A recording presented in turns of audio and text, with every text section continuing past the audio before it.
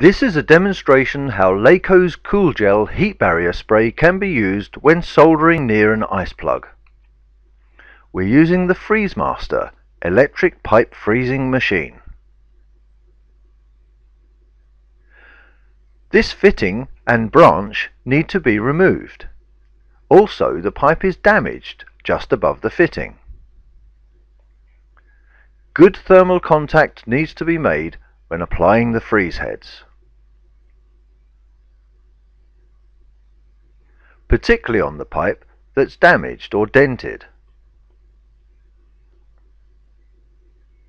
When a good solid ice plug is made and the fittings are removed, soak away a little bit of unwanted water that may affect the new soldering.